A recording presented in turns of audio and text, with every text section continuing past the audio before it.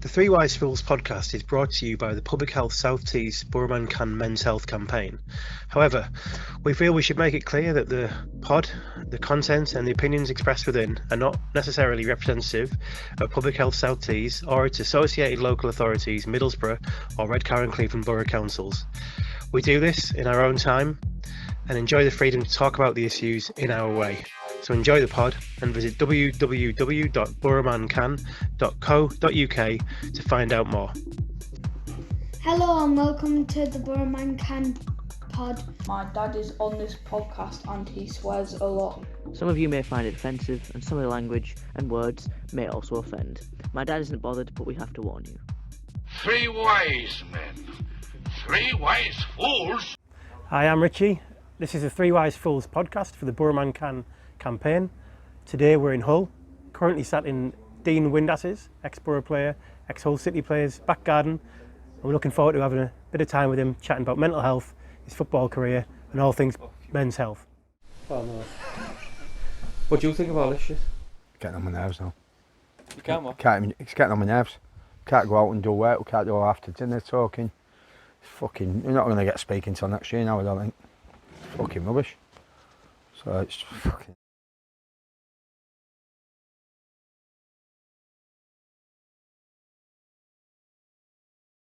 I'm joined in Hull with, as ever, Idris and Rich. How are you doing? Alright, not too bad. We're just nice little, it's a beautiful day, isn't it? Look at it. It's lovely. Inside, not a cloud in the sky. Beautiful. Second home, Hull. And we've got, took the afternoon off work to come and interview Dean Windass. I know we plugged it on the last pod that we were going to do it, and here we are, and he's invited us into his home. So thank you, Dean, for that. Pleasure. And Can't believe I'm 10th, by the way, but never mind, we'll crack on. we've got a beer, sun shining. Idris has got his shades on, looking cool as ever. Yeah, I've got a great cup of coffee here, so for his hospitality. So we're going to speak to Dean today about various stuff, so hopefully be a decent chat, and hopefully it'll help a few people out there, especially hopefully some people in Borough. Yeah, well it's good. I mean, as ever, the podcast is about promoting Borough Man Can campaign, isn't it? boroughmancan.co.uk, and every story we hear from Man Up is an inspiring story. It doesn't really matter who that person is.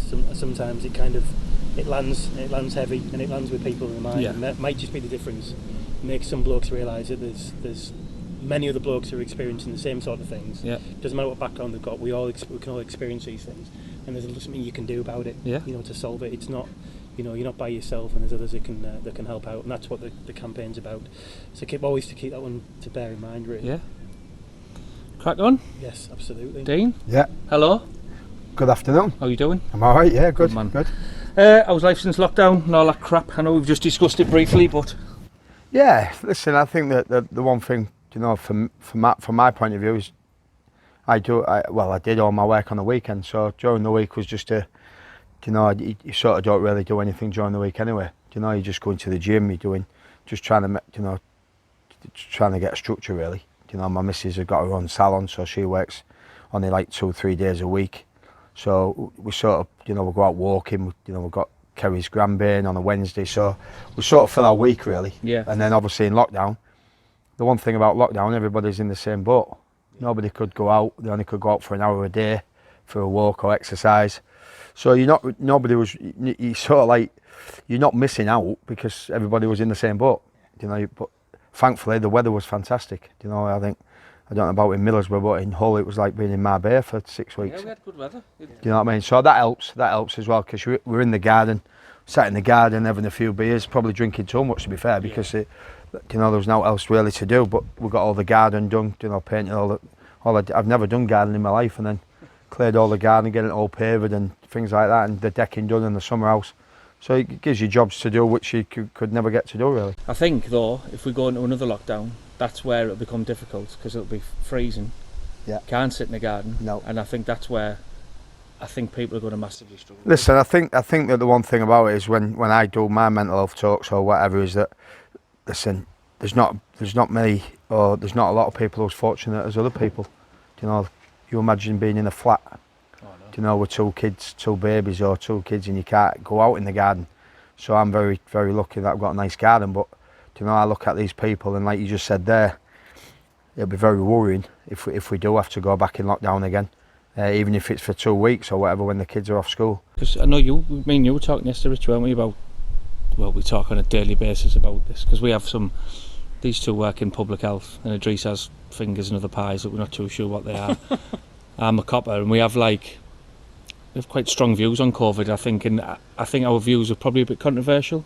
But when you look at the suicide rate, You know, I'd like to know the percentage of how many ladies, you know, because when I do my videos every day, I don't just talk about men, you know, because obviously women suffer as well, you know, and young kids suffer as well at the age from 18 up to 25, you know, so. It's true. I mean, you'll see more women getting, going to GP, going to therapy, on antidepressants, that sort of thing. As a result, so less men access to help for it, and that is getting better. But it's like, to do that, you've got to acknowledge that you've got a problem, haven't you? First of all. you do. But I think lockdown's just, I think it's going to frustrate a lot of people, these new rules. I mean, I don't know what, I just speak to people who just say, well, if they're shutting the pub at 10, I'll just go out at 1. But the trouble is that that's what people will do. I know. That's what people will do, and I think that I've just heard the rumour this afternoon that, you know, obviously some pubs in Hull that open at say 7, 8, they're going to open at 1, 2 o'clock. So they'll still get the 10 hours in. Still get because these people they've got to survive. They've got, you know. But at the minute you go in pubs now, it's not really worth it because you can't listen to music. You can hear background music, but then you've got to go in now with a mask on. You've got to go into a restaurant with a mask on. We've just took Finley into McDonald's, and she said, "Can you put a mask on?" And Kerry went, "Well, I'm going to eat my food." She says, "Well, you take it off when you go sit at the table." It's just pathetic. Do you know what I mean? It's pathetic. I get it. I get where they're doing the job. Don't get me wrong. The government they give them rules, but it's just stupid. You know, and we all just want everything to go back to normal. Especially when you have got mental health problems. You know, people don't realise. Oh, it's fucking crazy. I think the biggest argument is probably between the impact of lockdown versus the impact of COVID. Yeah. And that's where the controversy is, I think. It is. How severe things really are, you know, on both sides. Right, no more COVID. I know. That's No it, more done COVID crack. No, that's it now. So, Dean, go back to your childhood if you want. Yeah. So, growing up, Yeah. good childhood? Up to 12-year-old, yeah. Really good. Mum and dad were Mum and dad working class people. My dad worked for Tetley's for 26 years, driver, journeyman. So he'd have driver, he'd have Ron, his mate, who worked with him all his life. He'd take me on school holidays in the van, you know, and go to the pubs. I'd sit in the van or wait outside while he throws the barrels down to Ron. And then they'd go in the pub. I can say that now, he's dead now, but he'd go and he'd have 2 pints in every pub so by the time he'd finished, by the end of the day he'd be there with about 8 pints and he'd still be driving. But no, it was good. I enjoyed going out with my dad, and obviously he was very supportive. Well, both my mum and dad used to come watch me play Saturday and Sunday league football. So yeah, everything was sound really. You know, normal working class family. You know, not skint but not rich, and always had a lovely home. Always had a clean home. Good circle of friends. My dad had a good circle of mates. My mum worked at Bird's Eye, and worked in the fish shop as well on the night just to make a little bit more money really. But no, just normal like everybody else. And you said your parents separated? At the age of 12, got divorced. Does that affect you? Yeah, Bad. yeah. It affects me now. Even when I'm talking to you, it still gets to me a little bit. And I'm 51, but that started it off really. You know, I think that I didn't know it at the time, obviously, but you know, when your parents split up, it's probably the worst thing ever. I think, especially in them days, it wasn't really common. It's more common now. You know, it happened to me. You know, but my brother was 18, I was 12. My brother was obviously with a girlfriend at the time. So when my dad left and my mum was working nights, you know, Lee used to sort of like look after me. But then sometimes he wasn't there and I'd be on my own on the night. My mum would say, lock the door, don't answer the door to anybody. So I was like lone, I was scared of the dark as well, you know, so it was a bit weird. So yeah, it was massive for me really. And then, you know, my mum, I tried looking after my mum as best as I could, but she struggled because she loved my dad to bits and he had an affair. He ended up marrying the lady who had an affair with. And my mum tried taking her own life. I watched my mum trying to take tablets and that was fucking bad. Do you know what I mean? that like stuck in my fucking head for a number of years. I never spoke about it. Never told my mates. Never. I ran next door to my next door neighbour, going my mum's, and then in the end days we didn't have any mobiles. I had to run up to the top of the street, put 10p in the fucking thing, and ring my dad. And my dad was at my nana's at the time. He'd moved in with my nana, his mum, and I had to ring him to say, look, my mum's trying to kill herself. Can you please come quick? He drove down. He's gone mad at me mum. Blah blah blah. Sort yourself out, basically. I saw all that, you know, and it was just tough, really, tough. But you know. So did that push you more into your footballing? No, I was always. That's all I wanted to be, was a footballer. I was always different to other kids, really. At school, Sunday league, whatever, and then obviously played for Hull boys right through from 11 up to sort of 15, 16. So you got released, didn't you? Got released at 18 by Brian Hutton, but that was just because I was too small. Right. Physicality, late developer. So at that time at 18, yeah, it was hard to take. You know, people telling you that you're not good enough, but my dad said to me, it's one man's opinion, go prove him wrong, and that's what I tried to do.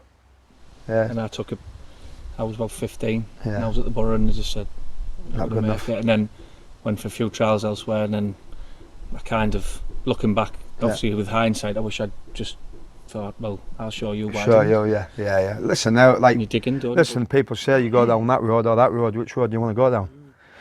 I know a lot of the lads who I got released with, you know, they're just working class lads, you know. They didn't pursue it, but I knew that I was different.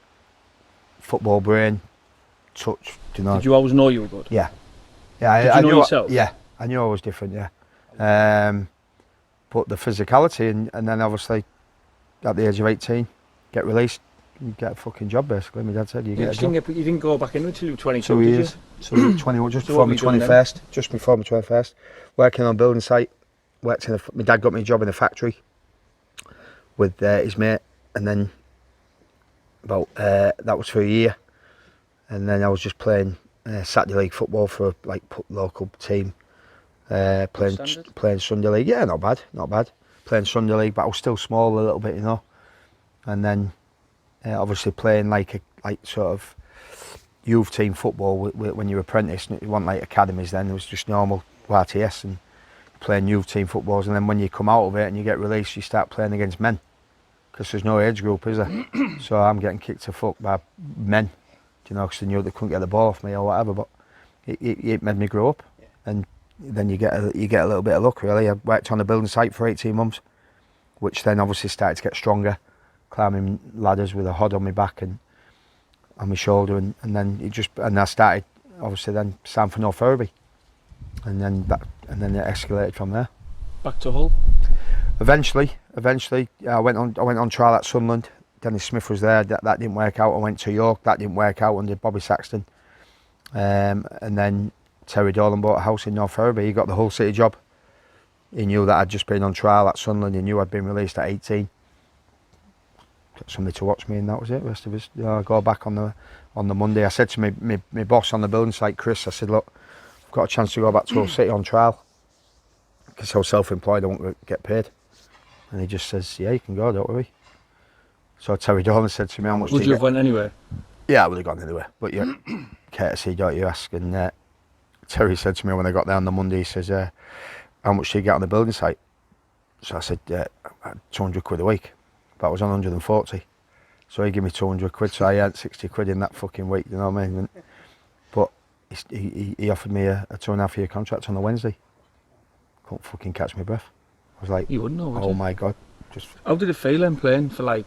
Yeah, it's just I know you'll be asked this like a million times, but playing for your hometown club and the adulation and support. Well, the one thing about it was that obviously my dad used to take me to Bulfrey Park when I was 5 or 6 years old and sit in South Stand and watch Hull City. And as a kid, you always dream, don't you? And I used to say, because it was a lovely pitch and it was an old-fashioned stadium, but you probably get 5,000 or 6,000 in there, but it was buzzing, you know what I mean? And I used to say to my dad, I'm going to play on there one day, I'm going to play on there one day. And then when you get told that you're not, and then all of a sudden you think, fuck, that's my dream over, like. But then, as you say, a little bit of luck on your side, you need luck as well. And thankfully for me, Terry Dolan become like my second dad, really. You know, it was like, my dad was still alive, my dad died 9 years ago, but it's sort of like he was always there for me if I needed. But the one thing about it was about being a footballer, and it's like you lads going to the pub or whatever, is that you sort of, whatever problems you have in the back of your head, it's like Gaza used to say to me when all the problems he had, when he's on that football pitch, he's got no problems. You don't think about anything but football. I didn't think about anything but scoring goals or playing well or doing what, you know what I mean. So that was a break from, but I didn't realise how fucking bad I was. I knew that I was fucking. Do you know, like Ian Ashby used to say to me, like, you're like a fucking, you know, and this was when I was 38, before I scored the goal at Wembley, 37, 38, I signed back for Hull. And Ian Ashby was going like, you're like a fucking yo-yo, you. Do you know what I mean? 1 minute you're up, next minute you're down, but I never told them why. There was no fucking in between with me. It was either I'm in the change rooms having banter and fucking taking the piss or whatever, or next minute I'm not talking. But every football club that I worked at, every player knew. Not knew what I was going through, but going, what's up with him today? Because normally he's life and soul. Do you know what I mean? And he's always fucking about, and he's always doing pranks, and he's always doing. But I never ever said, listen, do you know what? But I probably didn't know. Do you know what I mean? On the pitch as well? Like? On the pitch I was fine. Okay. I didn't think about anything else. That 90 odd minutes, I'd fucking go smash people, try getting fucking as many goals as I could, play well for my team. For the supporters, I was very lucky. Every football club I played for, fucking supporters loved me. And it was one of them situations where when I was across that white line, there was no problems. But then, like, I don't know why, I couldn't, if you'd have asked me that question then, I couldn't have given you an answer. Yeah. I knew that it had been like, yeah, when I was 12 and my parents getting divorced fucking took a big slice of me fucking head away, do you know what I mean? Because I had always that niggling fucking feeling. So like when I used to go out with the lads and get drunk, I'd listen to Elvis songs and listen to Dean Martin. My dad used to be a singer in the end after being at Tetley's, doing the circuit round Hull, and he'd sing Dean Martin songs and fucking all these old songs. I know these old songs off by heart, you know. And so when I was going out after games with my wife at the time when I was married to Helen, she'd go to bed and I'd be pissed, and I'd sit in the living room and I'd put Elvis songs on, turn the light off and just fucking cry. And I was pissed, but it was just like thinking back, you know, you always, and it was all like, why, I remember, it's just I tell a story where I might get upset, I'm getting upset thinking about it. He said to me one day, he went, it was Sunday morning, my mum was playing fucking Elvis songs, and I knew that something was going on. Because you know when your mum and dad are arguing, don't you? And all of a sudden, I get in his bed with him, and he says, "I'm leaving." And I was like, fucking, I was 12, but I was like a baby. Do you know what I mean? You know, like like your little boy gets in bed with you. I was like that little baby, but I was 12. And he's going, "I don't love your mum no more, but I'll never ever stop loving you and your brother." And I was just like, "Please don't go, please don't go, please don't go." And that fucking killed me. That stuck in my head. Even now I'm emotional thinking about it, and I'm 50 fucking one, you know what I mean? But that was like the turning point for me, where this is the way it's going to be now. I'm going to see my dad on the weekend. That's it. Do you know what I mean? And yeah, and sometimes he let me down where he never turned up, you know, and that had upset me. And then my mum and dad would argue, "Oh, you fucking let him down again," and this and that. But in the end, listen, you learn to deal with it. You learn to live with it. You're well on with your life at that point, aren't you? At 12. I mean, we're both divorced, aren't we? Yeah. Separated, but I mean, it's all, you see different stories, don't you? My son he wasn't even 2 when we split up, so he's always known that. That's all Exactly. And I do wonder about the difference. I have a good relationship and stuff like that, and Yeah. I sort of hope he hasn't been affected by But I always say, I don't know if it's not right, and it's not the right way. But listen, I said, which fucking stabs me in the heart as well, is that I said to my wife at the time, I'm divorced, and I said to my wife, I'm never going to put my children through what I went through, and I did. Do you know, I had not an affair, but I cheated on my wife and things like that. And the one thing that stabs me in that is that my brother was 18 and I was 12. Josh was 18 and Jordan was 12. Really? And I never broke the cycle, as people say. I never broke the cycle, and it hurts me till this day. Do you know, I regret it. Listen, things happen in life for a reason, I get that. But listen, I always put on my videos when I do my mental health videos, and my dad used to say to me, look, you can't argue with yourself. You've got to have somebody to argue with, haven't you? Yeah. You can't row with yourself. And So yes, I'll take full responsibility of the divorce, but obviously my wife had a part of that as well. You know, it's not just me. Yeah. You know, things happen. You know what I mean? So, but I wish that my brother said to me when my dad passed away. My brother says, "I'm going to tell you something now because I never wanted to tell you while my dad was here." Like, and he says he wanted to leave when I was 5, but he stuck it out. So I look now as a dad, as a divorced dad, is that I didn't wish that I left when I was younger because I was happy when I was younger with my wife. But how would my dad be feeling from the age of me being 5 up to me being 12? It's a long time, isn't it? He'd have been miserable. He'd have been lying to himself. I think there's a lot of people in that situation though, isn't Yeah. there? I think, like, I've unfortunately, got divorced and my little girl was only really young and, like, a few months old and my lad was 4. I mean, they're 10 and 13 now and I have a brilliant relationship with them, Yeah. see them all the time. Yeah. I coach my little girl's football team and, we do a lot together. And Yeah. But I think I speak to a lot of people about it and I think there's a lot of people who probably, if you are honest and true with yourself, they're not happy, but you do stay for your kids' Course you do, sake, and yeah. which is commendable. But then on the same token, knowing how people suffer with mental health, imagine going 7 years where... But I look at it now. Is that I got like my 2 boys, 26 and 21. Obviously, Josh being a footballer, Jordan plays for Bradford Park Avenue, so he's like an amateur footballer, and I have an unbelievable relationship with my kids. I was going to ask you, but I was nervous to ask you actually. Unbelievable relationship. You know, Josh is his own man. He's 26. He rings you when he wants to ring, but I know he's all right. You know, and I know Jordan's all right. Jordan's a little bit like me. You know, a bit more tough, not tougher, but like Josh is like his mum's side. Yeah. You know, you get that, don't you? Where, but at the start of the divorce, it was terrible. It was terrible. My kids, Jordan suffered really bad. Thankfully, my kids have never. 2 lads, Jordan will never be here on holiday, but Josh is teetotal. Jordan's teetotal in a sense that. So like, I know they're all right. I've told them never take drugs, never. Listen, I've had a beer. I've been brought up.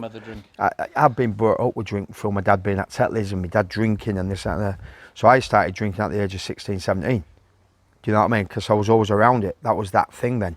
Then when you become a footballer, that was that thing then. You could go out after games on a Saturday night. You'd have a Tuesday club where all the lads would get together and then Terry made me captain. And I used to get all the lads out and drinking and, like Paul Mason and Ray Parley used to say, yeah, we have a Monday club or Tuesday club. And that was the norm. It was every night in the borough, wasn't it? Yeah, that was every night when I was at Middlesbrough. But no, that was the norm then. But when you're a footballer, you don't drink during the week. You're focusing on things. Games. But in my day, you could have a beer, but you do it in the right times. You wouldn't do it at the wrong times. Never drank Thursday, Fridays. That was 48 hours for a game. That was the rules. But I'd never drink on a Wednesday. That meant I'd go play golf or whatever, you know what I mean? And I'd focus ready for Saturday. Can I just take you back to your whole days? So, when I did some research on you, you've not just playing for them, but you've done a lot for that club in ways of, I suppose, and the personal adulation that you've had is, when you first left, you demanded at the time a record transfer fee for Hull. So you've made your hometown club money. Did you want to leave then? I didn't have a choice. Listen, the one thing about Hull City, and this is a fact, Andy Payton went to Middlesbrough from Hull. Yeah. He was on £600 a week, top earner. Gary Parker went to Nottingham Forest. He was on £600. Richard Jobson went to Leeds. He was on £600. So they had a wage cap of £600. When they offered me a 2.5 year contract, they scrapped the 3rd year, the half a year, and give me an extra 2. So then they put me on £500, £600 a week. So I was on £600 the last year. My contract was running out, so they've obviously gone, we don't pay more than 600. Yeah. But the trouble is, in them days, they were going to close the gates at Bulford Park. Yeah. So there were 250 grand debts, inland revenue debts, and Terry just said to me, Norwich City came in for me under Martin O'Neill, that fell through because they wanted the money up front to pay the inland revenue. And then obviously going to Aberdeen, they paid the money up front. So, like, going back to your question, when I got the ambassador job at Hull City, was Ihab Elam, the kid, the son of Assam.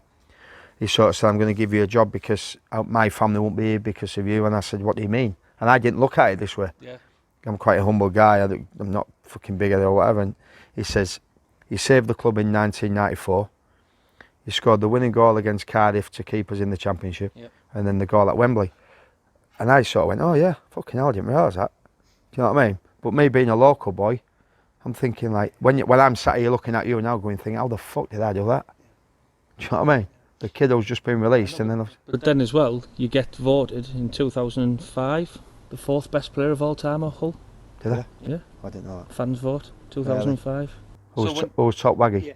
Yeah, he keeps fucking reminding me, Waggy. Which cunt's got the one? So, But when I have you look got at the top 4 there? I haven't, I can get them for you. Oh no, because I'm going to try giving you them. Is it Wagstaff? I haven't got them. I know, I'm going to say though. It's Wagstaff. This is 2005. Yeah, Wagstaff, Race Carter, Chris Chilton, and then me, I think. That might have been the 3. That might have been the top 3, I'm not sure. We'll have a look. But listen, listen, that's nice to hear. That's No, nice but to hear. but when you look at that, so like, and the point I'm getting to is like, obviously, I read a quote. You haven't got a statuette with you, have you?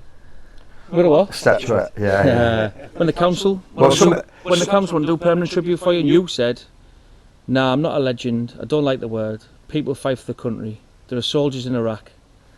I'm just a footballer who gets paid a lot of money to do what I enjoy." Now I like that. Fact. Well, I like that. And does that sum you up as a person? Humble, just like I don't want out like that. Or... Why would they want to build a statue of me? Do you know, when there's, like you say, my ex-wife, she's a policewoman, and I've seen what goes on. Do you know what you've worked on the force, or you're in the force, and you're getting fucking dogs abused by fucking idiots, and you're getting paid fucking peanuts basically. Now we're looking at the pandemic. Do you know, the NHS people absolute getting fucking peanuts for working the absolute. They're the ones. Do you know, like they're people who fight the war and that. Listen, I always say this. I know I've done a few podcasts, so I'm repeating myself all the time, but legend's a different word in football and life. Yeah. Do you know, you've got Alan Shearer legend, Ryan Giggs legend. You got, so they say, Dean Windus legend. That also nice. I'm not going to fucking take. Hey, thank you very much. Yeah. But I don't mean to be. What's the word? I don't mean to be like patronising people by going, no, I'm not a legend. Maybe I'm in your eyes, but not in my eyes. I'm not, because I had a dream and I fulfilled that dream. And like you say, I got paid right through my career. I had a fantastic living, not to what players get now. People say to me now, listen, I could come out and go, yeah, like people say, like I got asked a question that weekend when I was with Big No Mark Crosley. How much would you be worth now? How much would you be worth now, and how much would you be earning now? And it'd be in the brackets of 50, 60 grand a week, without a fact. Yeah. If you're talking about when I was playing, what if the money was like it there now?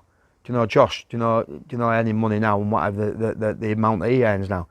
So, but that's never going to happen. No, that's then that. Yeah. So I moved on from there. I don't go. Oh, I wish I was a footballer now earning 50, 60 grand a week, because it's irrelevant, isn't it? Fucking Ken Wagstaff, Chris Chilton, legends as Hull City people call them. They'd have been on fucking £300-400 a week. Yeah. Do you know what I mean? Yeah. So like, I know Ken Wagstaff really close. You know, and I know Chillo because Chillo used to coach me as a kid. You know, he's not well at the minute, Chillo, but you got all these legends for Hull City in the 70s and 80s, and they say to me, God, if I was playing in your day, Dean, I'd be getting what you were getting. Yeah. So it just, do you know what I mean? Stops. It never stops. So like now, you know, Josh, when he retires, and somebody be on 500-600 grand a week, well they are now some of them, but say 500-600 grand a week, Josh will go, God, I wish I was playing there now. But you earn what you earn, don't you? Yeah, I was listening. One of the only sensible things I've heard the government say in the past fucking 10 years was there was a politician on Talk Sport today, and they were on about, someone was on, the Leighton Orient chairman was on saying we need some help, and I get that. And this politician came on and he said, well, I'm telling you something now, we won't be helping clubs that are paying players 600 grand a week. He said, what? He said, why would we be doing that? Exactly, yeah. And I thought, you know what, that's quite sensible. Yeah. So, I know you've probably had this time and time again, but I'm going to take you back to this, your goal. Just this commentary. To his right, Campbell to his left. Hull City's top scorer, Fraser Campbell. A slip by Lewis Carey. Shivers. Fucking shivers. So, what I love what I love is just the arms in the air off to your own people. And what I wanted to get at with you is, at that time, so 2008, where were you mentally? Were you beginning to realise things were going wrong, and were you beginning to be more aware of your mental health? But then I want to get to, because obviously when we walked in your house, there's a picture of you over the crowd. There's a picture on the wall of that goal. Great strike. What, and I suppose I hear it from rock stars really, it's probably the reason why Mick Jagger doesn't pack in, but if you're going to walk on stage in front of 100,000 people every week, how do you go from doing that to not doing that? So my first question is, where were you in 2008 mentally? But secondly, my second question to you is, did your mental health get affected more when you left football because of moments like that? So that adulation, I mean, every kid just wants to run to their home fans, don't they, at Wembley. You've got them to the Premier League. You're like the hero. Yeah. It's put your legend status up to another level. Yeah. How do you go from that to retiring to like thinking? So, Do you know what I'm getting at? so that there changed my life. That goal changed my life for good and bad.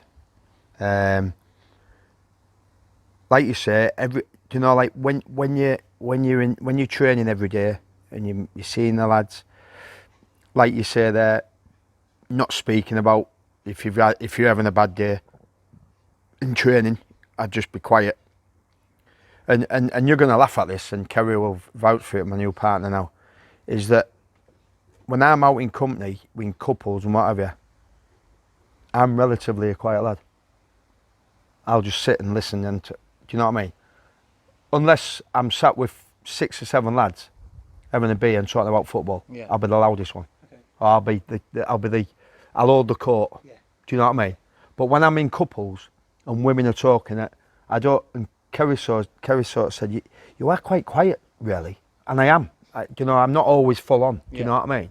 So, and I don't know where that's come from, because I've always been a confident kid growing up, and always been the cheeky one in the classroom, always been the cheeky one as an apprentice, always been the cheeky one as a pro. So all of a sudden it was like that. So going back to your first question, I knew that I had a problem at the age of 12, and that was still in the back of that head when I scored the goal. It was always there. It's always never going to go away. I wish I could cut it out and say, all right, that's it then. I'll get my dad back and get my mum and dad back together, and then I'm not divorced and I'm with my children. But you can't fucking look back. You got to look forward. So all of a sudden, I was still married at the time. I think the reason why I ran. Listen, people said, "Do you have any regrets?" Do you know the regret I had? I wish that had been at the old City end. Really? Because I'd have fucking probably dived in the crowd. But I had to fucking run that fucking distance to get. I got to the halfway line and I thought, I'm blowing now. So, but the one thing about it is being a local lad, and I always said, and I am repeating myself all the time in podcasts, but I always said it'll either be me or Barnes, Nicky Barmby, who played for the Borough, and he lives around the corner here, and we've always been good friends. Yeah, we've always been good friends. My dad was good friends with his dad. Our parents used to drink together, and so I said to Phil Brown, it's either going to be. I said to him, I'll score the winning goal anyway. I don't know why I said it, but I didn't. But for me to do that in front of obviously my dad didn't go to Wembley. I went in my local pub.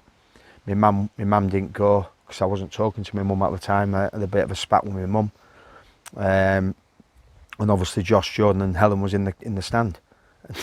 And Kerry was in the fucking stand with their family as well, with their husband. So it was just like, but I'd gone through a bit of a bad time with Helen previous to that. You know, I'd been caught cheating, right? But she forgave me, so I renewed my vows. I tried to get my life back on track again, but some things don't work out. So that day I knew, and I remember I've watched the clip back, and I remember going to the corner going, I fucking love you, I fucking love you. I've seen Josh, seen Jordan, Helen, you know, all the supporters. And it was just the day was overwhelming, really, you know, in the sense that I was like, I got in the change room. I remember me and the gaffer, Phil Brown, sat next to me, and we both got a bottle of beer, and somebody took a picture of us. And I'm actually just sat next to him going, what the fuck has just happened? Yeah. Surreal. Am I? Just check me, please. Have I just fucking scored a worldie? Do you know what I mean? And you do that in training every day. You do fucking finishing. I was a great pro, very dedicated. I'd stay behind. I'd do finishing, and they'd go in the trees. The fucking goalkeeper would save it. You'd shank it. You'd fucking shin it. But that defining moment, Steve McLaren said to me at Middlesbrough once when Steve came to Middlesbrough, and he has team talks, and he goes, one defining moment will win a game of football. And that was my defining moment. But I look back now, because I'm quite, I've always been honest in the sense on the pitch, not with my marriage, I wasn't, but I always say that Bose Mile, goalkeeper, had a fucking worldie. Michael Turner's block, when fucking Lee Trundle fucking hit one and it was going in the top corner and it hit him on the back. Sam Rickett's last ditch tackle with Byfield. They're all defining moments that give me a chance to fucking make me be the hero, basically. Because I look back and I think, fucking hell, Turns, if you wouldn't have got away that shot, that's going in the top corner. Boaz punched one round the fucking post.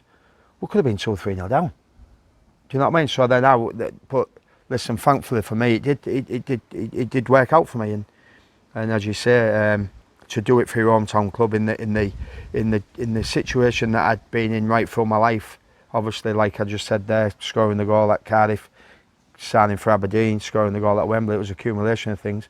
So when you look back, you go, yeah, I did do all right, you know. And I always say to people, listen, I knew what I was good at.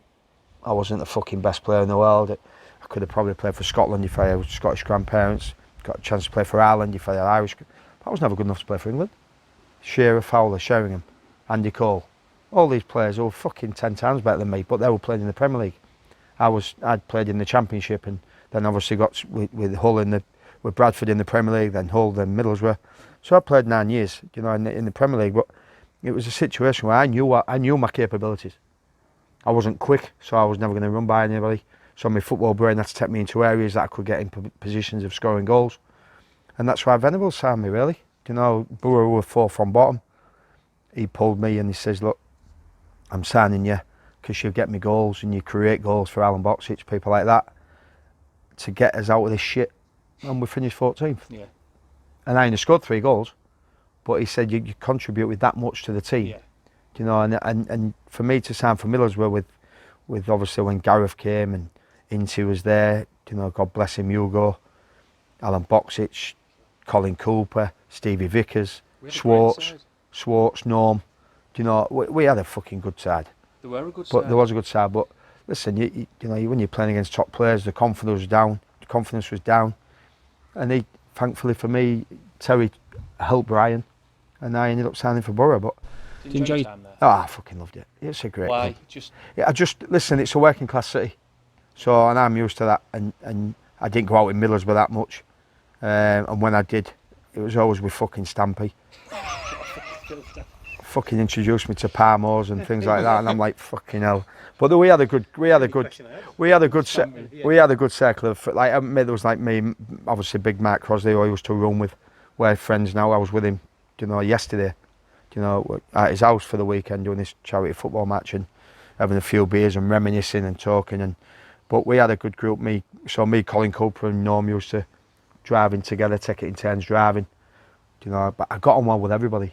You know, listen, I remember Insick when I walked in the change rooms, he went, fucking hell, we've signed Bob the Builder. Because I worked on the building site, you know what I mean? And I went to Insick, yeah, you've signed Bob the Builder because you're fucking struggling. That's how bad it is. You've signed fucking Bob the Builder to come and bail you out. And Insick sort of respected me for that. And I was quite, not close, but we could take the piss out of each other. But were you struggling mentally in Middlesbrough? Yeah. And we begin to realise it. Yeah, I started to realise it because then, you know, because obviously I was, you know, then I was like, I was cheating on my wife. I knew it wasn't going well, you know, but. And was your wife still a police officer at this point? She'd just gone into police. So I was married for 20 years, and she went in about 15 years of our marriage. When I was playing for Bradford, and so I looked after the kids, you know, while I could, and because she went to Warrington to training for 15 weeks. So it was tough, really. It was tough because I had to get back for training and pick the kids up from school and do the tea and this, that and the other. I've got OCD anyway because I was always tardy. My dad always used to make, talking about making your bed and all that shit. And it was like that. So I've always had that in my locker where I've always been tardy and that. And I hope you don't mind me asking no, this. you can ask me anything. It's just about, obviously, you get males who listen to the podcast, I'm sure, who something's not right in their life, something's not right in the relationship, and maybe they are having an affair or something. I mean, my belief is that if there's something, if people do that, there's something not right at home, or something not right upstairs, and it's like, well, what was going on around that at the time for you? Yeah, that was probably it. Just arguing all the time. Just arguing all the time. But the trouble is, then you're going out the door in the morning. You're not seeing them till tea. Do you know what I mean? Yeah. But the trouble is, then, listen, if Helen's friends or Helen listens to this or Josh or Jordan listen to it, I'd take full responsibility. Yeah. But the one thing I was saying, and I said to Kerry, listen, I'm the honestest man in the world now. I am. I don't fucking cheat. I don't lie. I don't have to. Kerry has my phone with it. I remember going to the pub. Sorry, I'm just deflecting here, but I went in the pub on Friday night. Kerry didn't want to go, and she said, "I'll drop you off." And I said, "Look, can you have my phone? I don't want to be on my phone tonight." And she runs my social media, my Facebook and Instagram, because I don't know how to do that. I do my Twitter, but she gets my Twitter things. And I was sat with my mates on Friday. I went, I'm 51 years old, and for the first time in my life, my missus got my phone. I don't have to shit myself. She's going to check it. She's going to check my phone, which we've all done. And the lads was going, yeah, because you're in a good place. Because now you've got the woman. Listen, I'm not saying that Helen was the bad. She's a great mum, and brought up two great children and that. But things just happen. Do you know what I mean? And so I regret that. I regret putting my kids through that. But now, the kids are happy. The kids. And I used to tongue in cheek before I met Kerry and that, and I had a couple of ships. Would me and Helen get on well? And we did, but we have arguments every now and then. And I said to Jordan, would you want me and your mum to get back together? He went, would I? Fuck. Fuck that. My mum's happy, you're happy, get on with it, you know what I mean? And Josh is happy now. They're at that age now, though. They're at that age where, they can appreciate it. But listen, when I was at Borough, I was at it. But I was always we're always rowing, and I hung on as long as I could. I tried to rectify it by renewing my vows after 15 years, and that was okay for a few years, and then it just fizzles out, unfortunately. Were you having problems with drink then? Yeah. So tongue in cheek then, going to Borough wouldn't have helped at that time. No. Because they're renowned for the drinking culture at the club, and the rumours we used to hear as supporters. Yeah, but it wasn't as residents. It wasn't really. It wasn't a drinking culture. It was a Tuesday. Yeah. So Brian, I can remember Robbo going, we finished training, we had a good hard session. And he says, right, everybody in the Black Bull at half two. If you're not there, you're fined. Even lads who don't drink. You get there, you get everybody together. You're trying to stay in the Premier League, you need as much camaraderie as you can. But that was the culture. Going back to our question before, that's the culture. Not that you're fucking drunks or pissheads. That was just the culture. Because then you was off on the Wednesday, fresh as a daisy Thursday, Friday, train, play Saturday. And it worked. It worked because we finished fucking 14th. So I get that, what you said, it was a drinking culture because Brian liked to drink and he was well renowned, Ronnie, in the early days with McGrath and all that. And so, but it wasn't. It wasn't because we did it at the right times. And when you did, it was a fucking good session, don't get me wrong, you know what I mean? But I drank after games. I didn't drink during the week unless it was a lads' night out. We didn't do it every Tuesday, but you do it every now and then. And so all of a sudden I'd say to my wife, "God, fucking hell, the gaffer's got us in Wednesday." So I stayed over. So I was lying. To my wife. So I'd be out on the piss. And you'd stay in Borough. And I'd stay in Borough and do whatever you do. So it wasn't a drinking culture. I get where Borough fans say, oh yeah, it was a drinking culture in them days with Stampy and all these, blah, blah. And it wasn't really. It wasn't. It was just fucking... But going back to your question, I drank on a Saturday. I went out with a Saturday and I went on a Sunday as well, Sunday afternoons. I love Sunday afternoons. Now, we didn't get tested on a Monday for drink, but you do now. Or you did when Steve McLaren come in. Right. So then I stopped drinking on a Sunday because you'd have piss test. Do you know, your piss test and all that. Well, funny enough, it's fucking funny this, because you'd have to pull a squad number out for a piss test. Stampy's number come out every fucking Monday morning. So I think Steve McLaren had his squad number and he's thinking to say like that. And he go like that and he go, yeah, Phil Stamp, and he go, fucking not again. Do you know what I mean? Because Stampy loved his Sunday afternoons, but I didn't. But then that sort of stops because then the rules started to change. Pro zone started to come in. You get fined for that, then? You got fined, yeah, you got to think. So, listen, it was one of them, but going back, when I played games, even in the early days at Aberdeen and then fucking Oxford and all the clubs that I played for, and I'd get drunk and I'd cry. I'd piss the bed. I wouldn't wake up. Thankfully, I can honestly say now, I think for 20 years, 25 years, I've been in some states, and I've never paid the bed. I went to Sporting Chance, you know, which was 26 days. Wasn't classed as an alcoholic. I was classed as alcohol dependent. Now I'm a fucking tension-seeking bastard, me, and I always have been, and I'm honest with it. As a kid, if my mum and dad had a party in the house, I'd always want to come downstairs and get in the middle of the party and pinch somebody's fucking bottle of beer, and do you know what I mean? So I was always like that as a kid. Do you know, like there on the football pitch, I wanted everybody to look at me when I was 9. Started at 9 playing 11v11. So I go, look at me, I'm the best player. So I had that arrogance. Not big-headed arrogance, I had that arrogance where I knew I was better than anybody else. Telling yourself a story. I was telling myself what I'm going to do. Yeah. So like, everybody look at me. I was always getting man of the match Maltesers I'd get. Do you know what I mean? That's probably become a fat bastard in the end. So all of a sudden, I was always, and I said to Kerry now, I'm an attention, I like attention. But I'm honest with it. Do you know what I mean? I go in the pub. Listen, it's easy now because who you are and what you do. Everybody, like I've just been in town now with a burn, getting Kerry some training some trainers. Everybody's staring at you, doing all right, doing that. I'm used to it. I'm not saying I don't like it, but I'm used to it now. Do you know, wherever I go in the country, you get recognised. So I'm used to that. Now all I wanted to do was play football. All I wanted to do was sign my autograph. So I was to practice my autograph as a kid. And I'd just put Dino. And Terry Dolan said to me, I always remember there was some balls outside the changing room. And I do this and I do Dino. But then later on then you had to put your squad number next to it, you know what I mean? So I just did Dino. And Terry Dolan says, is that all you write, Dino? My first ever fucking... And I went, yeah, because I don't think I can spell Windass. Fucking about. And he went, I like that. And I just did it. And now every time I sign to it, it's not so much signing now, it's fucking mobiles, isn't it? Yeah. Selfies and all that shit. But in our day, when you sign programs, you come out and just sign Dino. And that's how he's doing. I says, Josh, practice your autograph. Because I knew one day I wanted just to say, can I have your autograph, please? Because that's an attention. Yeah. And when people are asking for your autograph, then you're thinking, fucking hell, you're doing all right here. Yeah. So you've achieved something, haven't you? Do you know what I mean? So I've always been the tension. And when I was at Middlesbrough, I'd come home and I'd be in the pub and I'd just get drunk. You know, for like no reason? Or? Just for no... Because I wanted to be around people. Yeah. So I've had some struggles with drink that these know about. Yeah. Not alcoholic status, and obviously I was with my job.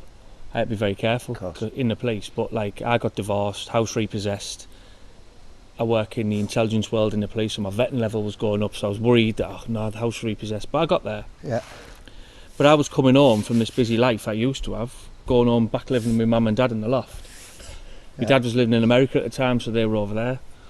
I was just sat on my own, just drinking and just thinking, what are you doing? But I knew it was wrong, but I think I just drank to try and numb what was going on. And then the next day I was like pangs of anxiety, then thinking, fucking hell, I finished at 4 again here. I may as well go back to the shop. And with me, it was a woman in Tesco. I've told this story before, but I put a box of beer on the till and she put her hand on me and she said, look son, she said, in Linthorpe it was, in Burren, she said, look, you've been coming in here all your life. You seem like a really nice lad. I don't know what you got going on, but you're buying a lot of that. I bought it. I wasn't playing football anymore. I've always played like at a decent standard. Northern League and stuff. And I just thought, and I went home and I cried my eyes out and I thought, what are you doing? And I still drink now. But I'm hoping you were going to resonate with me and say, like, I know now I don't drink. Sometimes I still dip into drink for a crutch. Yeah. Like, me and the missus fell out the other week and I just sat in the kitchen all Sunday. She went out with my sister walking the dog and I just sat and drank. I didn't speak to her. I cooked dinner. Yeah. The only thing I said to her was, there's dinner in there if you want. Yeah.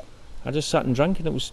I felt a bit sad afterwards, really, because because I dipped back into it. But trouble is, like, every story that we're in, your story is the same as my story, is that you think that's the answer, having a beer, because you think that them 10 pints or whatever, 10 pints, whatever you drink, all your problems go out the window. Yeah.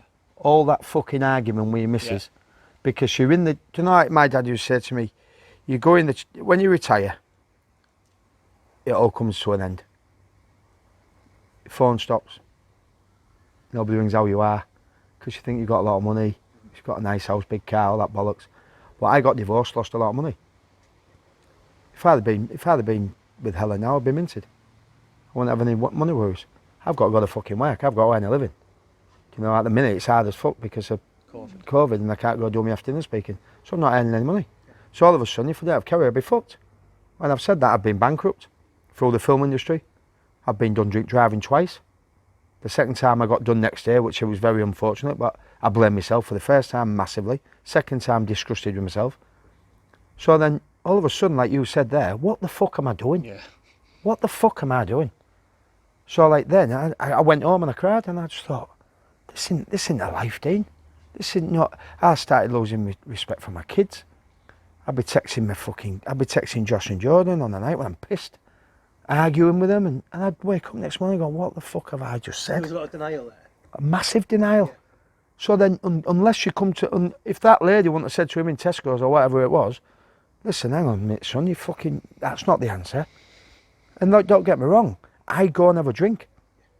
But I do it in the right moments now. It's exactly the same. I don't do it, like, when I was on my own, a year ago, I was back into that fucking pocket again. I was living on my own. I was sad. I actually sat in this house. It's fucking horrible. I can't even drive by the fucking street because it gives me fucking backlash. Do you know what I mean? And I thought to myself, I'm sat in that house. You know what? I had bad anxiety. I had panic attacks. And I remember being on my mountain. I was banned from driving, so I had a mountain bike to get me from A to B. And I'm driving in the streets. I'm thinking, I used to play in the Premier League. I used to have a lot of money. I used to have a big house. I'm in this fucking shit, not being rude to the girl because I knew Kim, I'm in this shitty little house. I'm on my own. And one night, and my brother brought a case of beer around. And there was like a fridge. It was a lovely house, don't get me wrong. It was nice, fully furnished, everything was nice.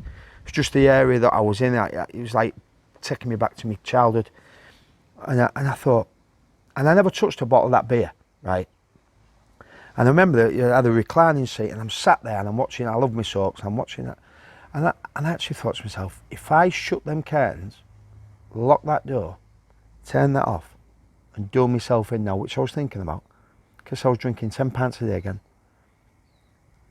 nobody would find me for 2 or 3 days.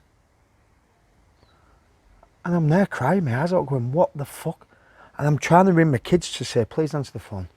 Please somebody talk to me. Do you know what I mean? And then it was just fucking, it was just, I just thought, I'm back in that, I'm back again. I'm back to square one again. I've come out of rehab. They've taught me the right things to do. Don't get, when you're down, don't drink.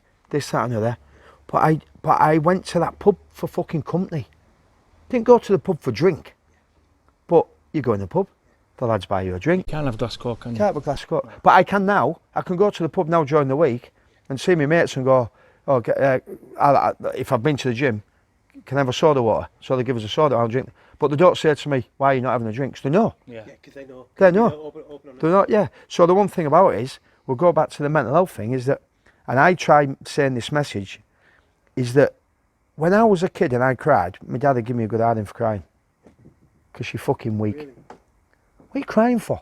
Stop crying. If I had a fight in the street and I got beat, and I come in the house, he'd fill me in again. He'd go outside and fucking fill him in now. So I'd have to go out and fight him again, and I ended up winning. And it brought me like I'm not a fucking, don't get me wrong, I'm not a scrapper. I'll fight if I have to, but I'm not a fucking hard bastard. I walk away from fights even if I can win. That's not the answer to me. Yeah. And the one thing about it is, I sort of said to myself, when I got in a good place, you're strong if you come out and tell somebody. It's not a weakness. It's not a weakness. And I think that if my dad was still alive now and I suffered like I did, I probably wouldn't have suffered as much because my dad was there. The icing on the cake when he had an heart attack and he passed away. I didn't speak to him for 5 months. And he died in them 5 months. And I'd never fell out with my dad for 41 years. Watched everything I'd done in football. Had a big row with him on the phone when I was with Helen. Never spoke to him for 5 months. Got a phone call Saturday night, dead. Fucked me up. Why didn't I just go to his house? Why didn't I just go and say, sorry, Dad? Why can't... Because if they'd gone like that across my fucking head and gone and give me a cuddle and a kiss, forgot all about it. Stubbornness. He's a stubborn bastard, I was a stubborn bastard. And I thought, why can't I just go to his house? So that does me in. That does me in every day. So, what year did you retire? 2009. 2009. So you retire 2012, couple of suicide attempts. Bad spaces. How have you then got to the stage where you're at now, where you've gone from, and I'll go back to my other question, the adulation, the legend, the funny man. I'll show you a photo. This is how I remember you at the Borough. I had a season ticket at the time. Got a bandana on. I love it. Yeah. What was that about the bandana? So, I don't know. Both teams played West Ham. Yeah, I've seen Carrick behind you looking Yeah. like a kid. Yeah. We won 2-0. That's how I remember you. Yeah. I remember once being sat in the North Stand and I think you'd won a corner and you did something, and you reminded me, and Gascoigne did a similar thing in the same area of the pitch. We were playing Everton at home and Gascoigne went past about 400 people, megged everyone, got a corner, and he just went like out there to the North Stand while he was picking the ball out, like, and you'd won a corner and you did some gesture, and I can't remember exactly what it was, but it was just like a little cheeky, like, as if to say, the bunch of dickheads. I just tortured him there, and that's what I wanted as a fan.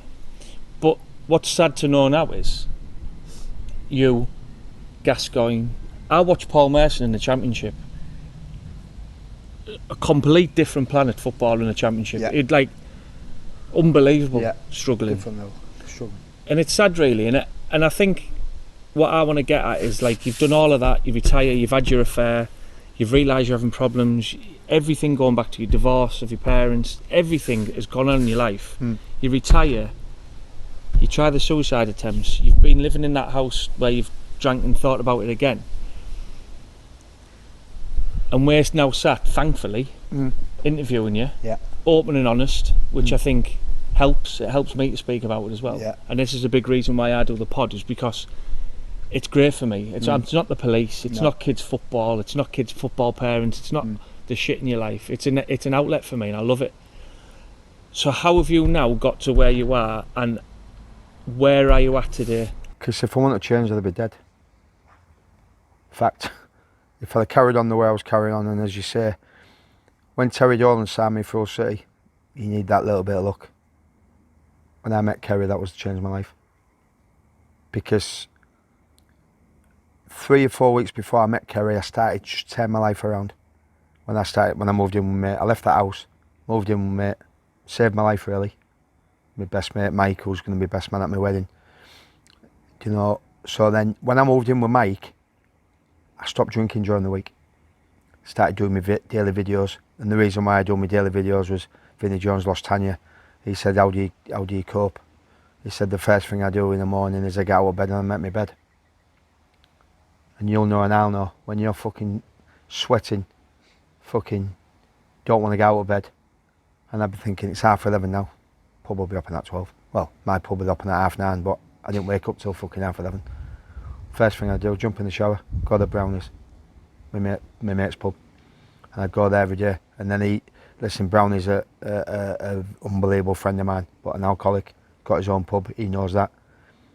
And then it was him, he said, look, he says, just worried about you a little bit. He Nudged you. He drinks every day, but he went, I went in his pub, and I tried to have a drink, and I started taking calms, because I never took antidepressants when I went to rehab. I refused to, because I was getting bad anxiety. I was in this pub and this girl who was there was another alcoholic, this girl, and she said, just take one of these, Dean, that might calm me down a little bit. And I thought, what am I doing? So I said to Brown, I'm just going to go for a walk. And I started walking up and down the street, thinking, shall I go back in? And I didn't. I went home. And then the penny dropped when I moved in with Mike. I loved running every day. I trained every day. I ended up going to the gym every day when we didn't have COVID, so the gyms was open. And Trot would come in from work and he'd go, what have you done today? And I'd go home and I'd watch Netflix. So I'd train, sweat on, have a nice bit of dinner. Then Trot would come in and go, what we're having for tea tonight? It was like fucking two sad old men, you know what I mean? Morecambe and Wise, yeah. But he was a sensible lad, Mike, and he was on his own. And then I met Kerry. And then all of a sudden I got drunk with Kerry one night, and then I thought, I'll try it again on the Sunday. And she went, no, you're not doing this. No, you're not doing this. So she was living here, I was living with Mike's. She fucked off. I was trying to ring her, she blocked me. I thought, fuck. Messed up. I've messed up here. And then all of a sudden, I thought, I did it with Ellen. I did it with another girl, and it's all full fucking drink. And then all of a sudden, don't get me wrong, me and Kerry like to have a drink now, and we do it at the right times, but she said like, no, you're not doing this. I'm not living like this. And then all of a sudden, just fucking stopped. Just stopped drinking during the week, doing my daily videos about get out of bed, make your bed pillows on top, all that, which obviously Vinny inspired me. Did the Gap with Tyson Fury about mental health, and thinking to myself, fucking hell, these big personalities have come out, and now I'm starting to come out and be honest with myself. So if I'm honest with myself, then I can actually look in the mirror and go, that's the first hurdle, right? Of course it is, yeah. Do you know what I mean? Yeah. I've fucking been out of order, done this, done that. Nobody can turn around to me now and say you're a fucking liar, and not a chance. Do you know what I mean? And one thing now is that if I didn't change, going back to your question, I'd have been dead. There's this American researcher called Brené Brown. She's on Netflix. She's the only researcher that's ever done a Netflix special, and her thing's all about vulnerability. And basically, if you can get comfortable with your own vulnerability, your own failures, Yeah. and be open and honest about this, then it releases all this joy and everything within you, which is about key happiness to some degree, but being comfortable with your own faults. And that, I've been struggling the last couple of days. I won't go into detail, but I'm starting to edge the way back up again. Yeah. Yeah, but don't get me wrong though. You're gonna listen. I say to people is that you're gonna have bad days. Do you know? I hate my dad's fucking birthday. I hate the day that he died. I hate them days. The anxiety builds up because I know it's coming. Yeah. But then I don't go. All right, I'm gonna get fucking steaming because that's gonna block it away. Because it's not. Yeah. So the next day is gonna be even worse. Right. So like now, what I do is when I'm down, I don't get pissed. I don't think I remember the last time that I was fucking hungover on a Monday morning. Tuesday morning, sorry, because Monday I was like, I'd have my drink on a Sunday with Kerry and we'd go out for Sunday, or I'd have a few bottles of wine or whatever. We'd go in the local pub and this, that and other. And we'd come home and we'd be in bed for 9, 10. And I'd be a little bit fuzzy in the morning, Monday morning. But then I'd go back on it, but I didn't. Yeah. So then like people then see your videos and go, fucking hell, he's fresh on a Monday morning. Never been fresh on a Monday morning in my fucking life. Apart from going when I was a footballer. After football, I was just like fucking hangover all the time. Then going back to the pub, getting back on it again because you're blanking yourself out. I don't want to go back to that place. I don't want to think. So if I get drunk, I'm not thinking. But it's the next day, and then the next day, and then the next day. So like you're saying that you've had a bad couple of days today, but you've just fucking been honest with me and him, that you've had a bad. Would you have said that a few years ago? No, you wouldn't have done. So, and that's the moral of the story of this fucking podcast and every other podcast you do is that just don't be scared to fucking tell people. Okay. I say to Kerry, look, I'm fucking. She knows now. Yeah. So she goes, you're not fucking drinking. No. You're not drinking. I go, I don't want to drink. So and then I go for a walk or I go to the gym. And you won't believe that exercise fucking cures the fucking lot. It's the biggest medicine ever, by the way. We say this. We do a lot. We road biking. If you bike, I like to run on a treadmill, so I go on treadmill. I've been going to Tommy Cole's gym, which I'm going tonight. So either walk, bike, fucking walking like how charity is walking and talking charity hikes. Do you know? Because when you're walking, you're talking. When you're biking, you're probably talking to each other. You get a sweat on, your fucking mind's clear. You don't drink, do you? You don't drink. Do you know the one thing about it, my kids don't drink. So Josh says to me, he says, Dad, when you drink, it must get you down. And it does. It does. Yeah. Do you know, I'm not saying, I never slag anybody off who's teetotal. I fucking put my hand up. Yeah. But you chose that life. Absolutely. Do you know, and that's fine by me. Do you you know, I would never ever criticise anybody. I'd criticise people taking fucking drugs. Do you know what I mean? That's a no-no for me. But I know alcohol's a drug, but it's a different drug. But the one thing about it is like people. But I used to say to my wife, she'd go, "Why would you want to go sit in the pub with your mates?" I go, "Why do you want to go to Costa Coffee and sit with your fucking mates then? I don't want to sit in Costa Coffee. I want to sit and have a pint." And don't get me wrong, my wife drank, but not excessively. She'd go out on a Saturday night. So everybody's got different things to occupy the mind. You know what I mean? So like Tubes, who I did the podcast yesterday for the 4-hole challenge. He's been sober 8 years. He said, but all he does is eat. So he's compensating for not. So then he's put a little bit of weight on. I said, but do you feel fresh every day? He said, I wake up every day. And how many times have we been steaming drunk thinking, God, I was supposed to do something yesterday, I forgot all about it. Yeah, so now I'm clear now. I'm clear now. It's a 12-year-old, because I've seen a repeated question asked of people. It was on Radio 1 recently, and they were saying, what advice would you give to your 12-year-old self? And the people were phoning up, with different things. So what advice would you give your 12-year-old self? Well, I wish when I was 12 that wouldn't have happened. But it did. But it did, but it could have happened when I was 13, 14, 15, 16, 17, 18, 19, 20. So, listen, I wasn't very good at school, but I went to school every day. My attendance was I think I was off once for either cold or whatever. So I loved school, but I didn't learn much. I think I was classed as dyslexic. It wasn't like that in my day. I used to think, well, I could read a book, and then you'll go, what was that book about? I won't have a fucking clue. I just read the words. Yeah. But my dad used to say to me, as long as you can read and write, you've got a chance in life. Yeah. Do you know what I mean? But we didn't have computers, we didn't have fucking things like that. I'm shit at maths, still am. Somebody will go like 1,800 hours or whatever, I'll go 13, 14, 15, 16, 17, 6 o'clock. I'm horrendous. Shit. Because I've never done it. It's never interested me. All I wanted to do was play football. But I was at school every day.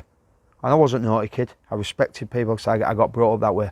So as a 12-year-old kid, I thought I was a good kid. I actually thought, I was a cheeky twat, of course I was. But I respected my elders.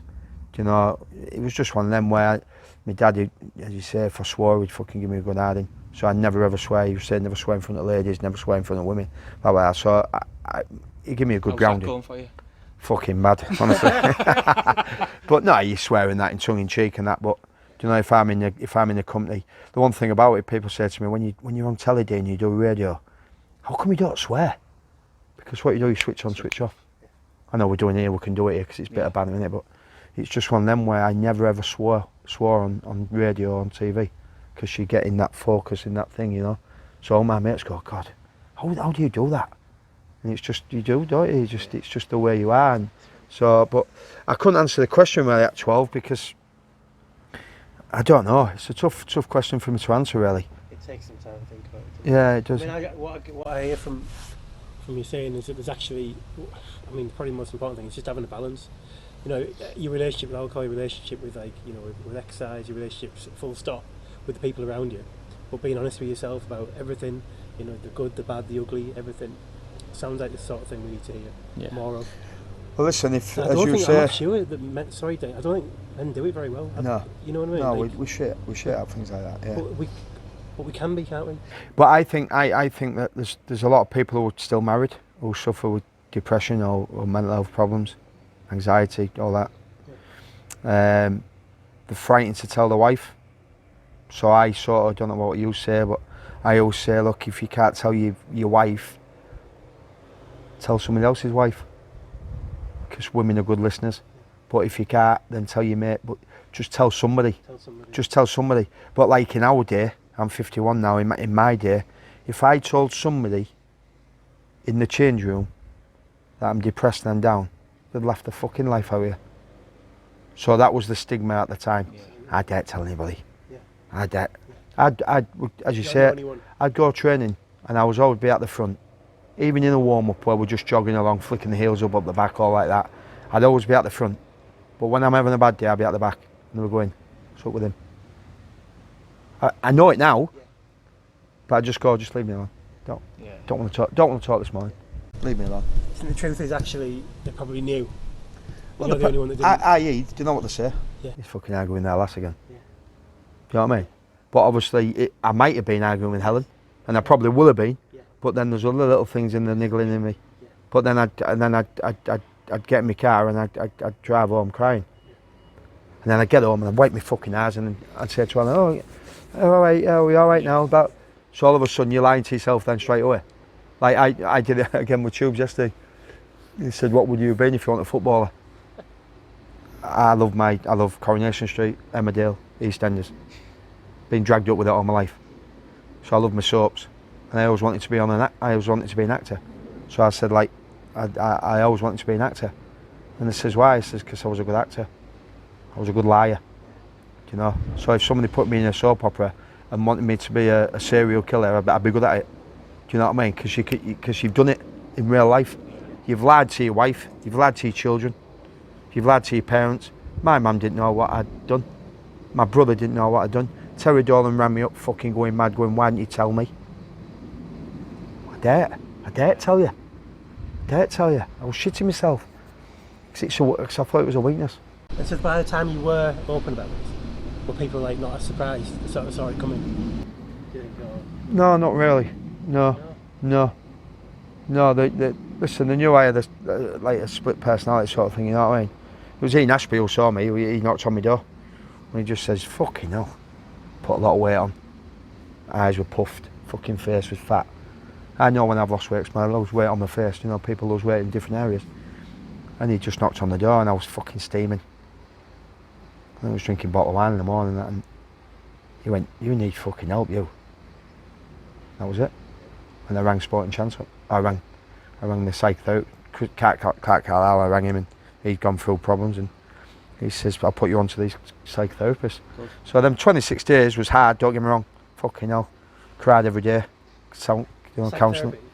Yeah, psychotherapists, yeah, James West and Julian and that, and Linda was there. They were my counsellors.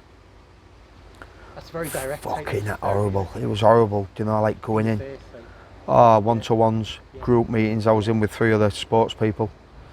You know, Gaz has been in there, Mess has been in there. And it helped me, not so much to drinking, because I come out and then I went for a drink and whatever, you know what I mean? Because you couldn't drink when you was in there. So I didn't drink for 70 odd years, lost 1.5 stone in weight, I felt good about myself, I was going on the sunbeds, fucking looking, you know what I mean? And all of a sudden, like, I've come out and I thought, what helped me was the one-to-ones and the group meetings. So like us 3 now are players, and the counsellor would be sat there and they'd go, "All right, who wants to start?" How was everybody feeling this morning? And the room would go silent. And he wouldn't say anything till one of us spoke. Yeah, that's it. And just sit there. That's it. And then all of a sudden I'd go, "I'm struggling this morning." And start crying. And then he'd be crying, you'd be crying, he'd be crying. And all of a sudden there'd be snot coming out my fucking nose, and all of a sudden he'd just listen. And all of a sudden you're telling your story. Why are you down today then, Dean? "Well, I might have had a bad dream, or I don't feel 100% this morning." I hadn't had a drink. And it was just all the emotions, but I was comfortable at telling you 3 and my counsellor. And then I'd fucking wipe my tears away and that, and then you'd fucking do it. And then you'd do it, and then it was his turn. And all of a sudden we'd all stand up together, and it'd become a little family for 26 days. So then I'd be looking out for you, and I'd be looking out for him. And if you had a bad day, I'd go, "How are you today?" And they'd go, "Come on, let's go for a walk outside." "Wow, what's up?" So I'd be asking him the question. Yeah. Like, when you're talking to me, it helps you. When I'm talking to you, it helps me, and you know, vice versa. And the one thing about it is you start talking together, and then Mark Crosby just rang me up this morning. You know, spoke about certain things that he's been. Do you know what I mean? And it's nice that he can ring me. Yeah. Do you know? And I'll go, "Right, what do you think, Dean?" And I'll go, "Yeah, bam, bam, bam, bam, bam." Probably life-saving in some sometimes. But that's what you 3 are doing now. Is just unbelievable how that this comes out, and whoever listens to it is that you're more of a man if you are a man. Yeah. Do you know what I mean? Listen to it and do something. They're the friggin'. They're the strong ones. Yeah, They are the strong ones. Do you know, the ones who, thankfully for me, I got away with it. But what a selfish fucking attitude to have. If I'd have succeeded in what I tried to do, What would Josh and Jordan be thinking now? What would my ex-wife be thinking? What would my mum thinking? My mum's 75, lost her son. You know, Gary Speed. You know, nobody knew. Nobody fucking knew. And I did it 2 weeks after Gary Speed. You know why? I thought, well, if Speedo can do it, I can. It was 2 weeks after. And I thought, I never thought, I saw him on Match of the Day, he's a multi-millionaire. He's got a wife and kids. Next minute you hear the news, you think, fucking what? Now if Gary would have come out and spoke, and I always say, and it's sad to say this, something has to happen bad for something to make good. Yeah. Do you know, like anything, Twin Towers, fucking all things like that happen. Something happens bad where it kills a lot of people to say, let's stop these fucking terrorists. Do you know what I mean?